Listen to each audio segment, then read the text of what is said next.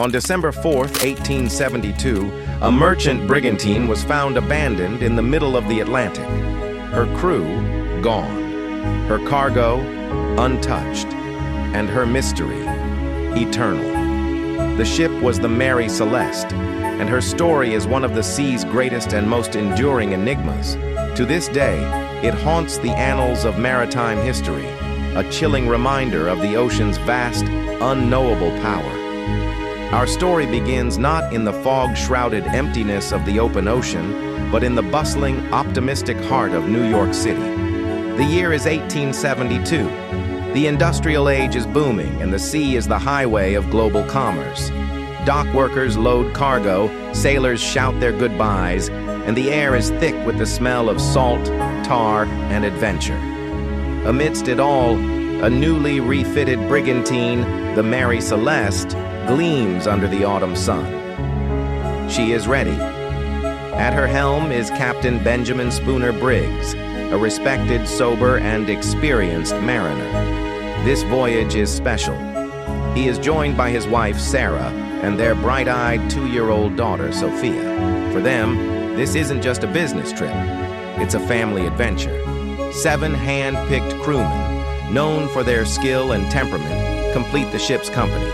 Their destination, Genoa, Italy, with a precious cargo of 1,101 barrels of denatured alcohol. On November 7th, with hope in their hearts and fair winds at their backs, they cast off their lines and sail out into the great Atlantic. They wave goodbye to the shore, disappearing over the horizon, unaware they are sailing directly into legend. After leaving port, the Mary Celeste was never heard from again. A full month passed. Then, on December 4th, halfway between the Azores and Portugal, the crew of another ship, the British brigantine Dei Gratia, spotted something strange. A vessel was drifting erratically, its sails slightly damaged but still catching the wind. It was moving as if it had no one at the helm. The captain of the Dei Gratia, David Morehouse, knew Captain Briggs personally and was alarmed. He hailed the ship, but only the cry of gulls and the groan of timber answered. A boarding party was sent over. As they climbed onto the deck of the Mary Celeste, an unsettling silence greeted them. The ship was eerily sound. There were no signs of a struggle, no bodies, no blood. The cargo hold was checked. The 1,701 barrels of alcohol were all present and accounted for, save for 9 that were found empty. In the crew's quarters, their belongings were neatly stowed away. Money and valuables were left untouched. In the captain's cabin, a sewing machine stood with a child's dress still under the needle. On a table, a meal was laid out, as if interrupted mid-bite. The ship's logbook was found open. The last entry was dated 10 days earlier, on November 25th. It recorded their position as near the Azores and noted nothing unusual. The ship's chronometer and sextant were missing, as was the single lifeboat. Stranger still, the ship was seaworthy, though there was some water in the hold, not an alarming amount for a wooden ship of its era, but present nonetheless. Everything seemed perfectly normal, except for one critical detail. Every single soul, Captain Briggs, his wife, his daughter, and the 7 crewmen, had vanished without a trace. The crew of the Dei Gratia sailed the ghost ship to Gibraltar, where a formal inquiry was launched. The initial theory was immediate and sensational: mutiny and murder. The Attorney General leading the investigation was convinced the Dei Gratia's crew had killed everyone on the Mary Celeste to claim the salvage reward. He pointed to a sword found under the captain's bunk that appeared to have a trace of blood on it and mysterious marks on the ship's railing that looked like they were made by an axe. However, the blood turned out to be rust, and the axe marks were just ordinary wear and tear from the sea. The crew of the Dei Gratia had their names cleared, but the mystery only deepened. If not foul play, then what? Over the last 150 years, theories have swirled like a maelstrom. One of the most popular is piracy. The stretch of the Atlantic where the Mary Celeste was found was known for pirates. But this theory quickly falls apart. Why would pirates leave behind the valuable cargo, the ship itself, and the personal belongings of the crew?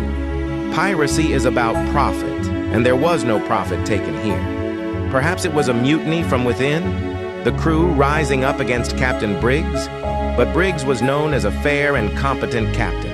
His crew was hand-selected for their reliability.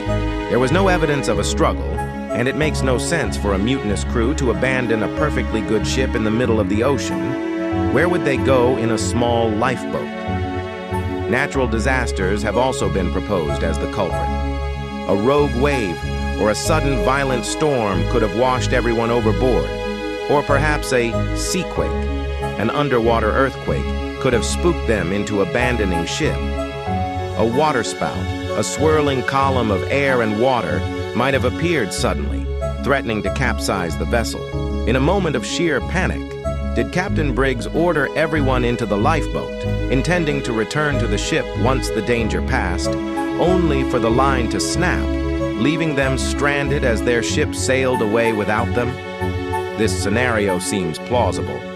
But why would an experienced captain abandon a sturdy ship for a fragile lifeboat in the unpredictable Atlantic? One of the more compelling theories revolves around the cargo itself, the barrels of industrial alcohol. 9 of the barrels were found empty.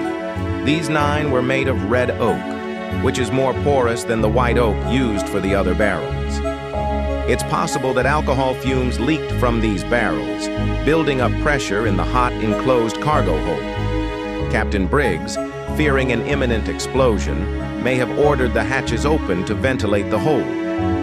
The last log entry mentions they had the hatches open. Fearing the ship could blow at any second, he may have ordered everyone into the lifeboat, perhaps tethering it to the main ship to wait out the danger from a safe distance. A sudden gust of wind could have filled the Mary Celeste's sails, snapping the rope and pulling the ship away from the helpless crew, leaving them to their fate in the vast, empty ocean. This explains the missing lifeboat and the abandoned but intact ship. And then, of course, there are the more imaginative explanations. Tales of sea monsters, giant squid, or even alien abduction have been woven into the legend of the Mary Celeste.